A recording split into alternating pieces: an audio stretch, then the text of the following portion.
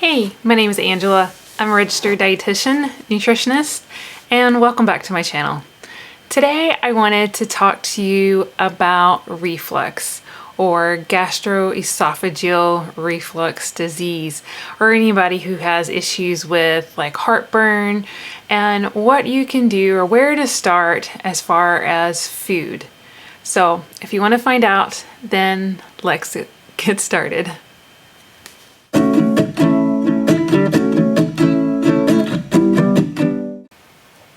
All right, so if you have reflux, then there's a few things I want to talk to you about. I am a registered dietitian nutritionist. I'm not necessarily your dietitian. So if you have any questions about the information that I'm going over or want to talk to further in detail, then I would recommend you reaching out to your local dietitian.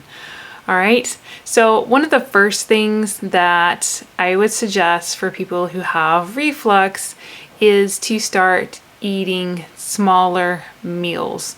Because definitely when you put a large amount of volume in your stomach and the acid, or if it's the bacteria that's very disrupted, will make this coming up and makes it a lot easier for it to go back up your esophagus. So eating smaller meals throughout the day will help, one, keeping acid levels at bay because you're not building up, waiting over 5 hours to eat a next meal where acid just aggravating and that may be causing you nauseated. And so definitely maybe having a snack between breakfast and lunch and dinner, or maybe depending on how late you go to sleep, you might need one. But at least having about 5 times a day that you're eating. That way you'll help kind of keep that acid at bay, but also help having smaller meals so you're not consuming too large of a volume, which may also cause a disruption in your digestive system. And another thing about that, when I was talking about late night snack or a snack in the evening, you definitely don't want to be eating too close to bed, because if you're going to go lay down and go to sleep, then that definitely gives that more room for that to kind of come back up and aggravate you. So about an average about 3 hours before you go to sleep, not having anything to eat. And then what to be eating is very critical as well. So having foods that are high in fiber has been shown to be a lot better on your digestive system with reflux compared to a high fat diet. And so definitely consuming foods that are a lot lower in fat and a lot higher in fiber. And fiber comes from any of your plants. So if it comes out of the garden, off of a tree or bush, then it's going to have fiber to it. And definitely eating those foods that are in their whole state to get that fiber component, you'll get a lot more nutrition off of it. That will actually help a lot more with your whole body and nourishing it from the inside from the foods you eat. All right, so another aspect that I wanted to go over is with weight. And if you're overweight, or if you feel like you have too much weight right there around on your midsection, like almost if you have like a beer belly, or you feel like you're pregnant and you shouldn't be looking like you're pregnant, that extra weight around the midsection can definitely cause an issue, putting more pressure on your stomach. According to the American College of Gastroenterology, their guidelines, they recommend people losing weight, especially if they have a BMI of greater than 25.2. Now, the BMI is your body mass index, and it's just a helpful tool that clinicians love to use to determine whether or not someone has too much weight on them compared to their height. But it's not necessarily a great tool for someone who is very muscular.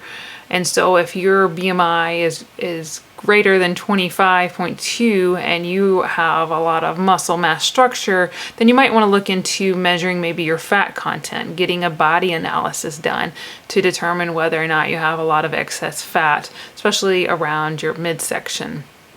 And one great tool to help with weight loss is eating fiber. And so fiber can definitely be a great component to help with losing weight, help you get more nutrition off of what you're eating. And like I said before, eating more fiber helps with reflux compared to eating like a high-fat diet. All right, last I want to talk to you about foods that could be problematic, that can make reflux worse. Now, you might have an issue, you may not. It's not true across the board for all of these foods, so don't necessarily go and just take them all out because they're on this list. So you need to see if it's true for you. But these are definitely common problematic foods for people who have reflux. And those are alcohol, coffee, orange juice, tomato juice, peppermint, and cow's milk, animal fat. I mean, like I said before, fat is not as beneficial for reflux compared to if you're eating fiber, so it's definitely recommended to eat a high fiber diet. And so with these foods, definitely if you're consuming coffee, like one person that I talked to who loves coffee, I know it can definitely be difficult. So trying to eliminate it or just reduce back on how much you're drinking, because you could just be drinking a massive amount, several cups throughout the day, maybe cutting back to at least 1 cup a day and see how you do, how's your reflux and how you're feeling. Definitely switching to like an herbal tea or starting your day out with a glass of water will be beneficial. That helps to rehydrate you because we're all dehydrated when we first wake up in the morning. So starting your day out with a tall glass of water can definitely help with your energy levels as well. So coffee, like I said, can be a tricky one, but do what you can, try to cut it out little by little and see if that's maybe the culprit of your reflux. Because then later you might be able to go back and start, having the coffee again. And so, like I said in the beginning, if you want a little bit more information, definitely talk with your local dietitian. But today I also have a more in-depth information. For a limited time, I'm going to be giving away my guide on nutrition and reflux that talks about how to figure out possible causes of where your reflux might be coming. What is the possible root cause of yours? I give you some information on how to go about looking at that, as well as what to do for reflux and what not to do for reflux. And then I give you a sample meal plan to go by for reflux. And like I said, it's for a limited time, it's free. It will be down in the description box, a link so you can get that.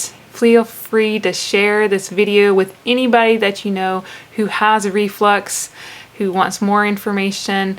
Feel free to share the link as well to get that guide.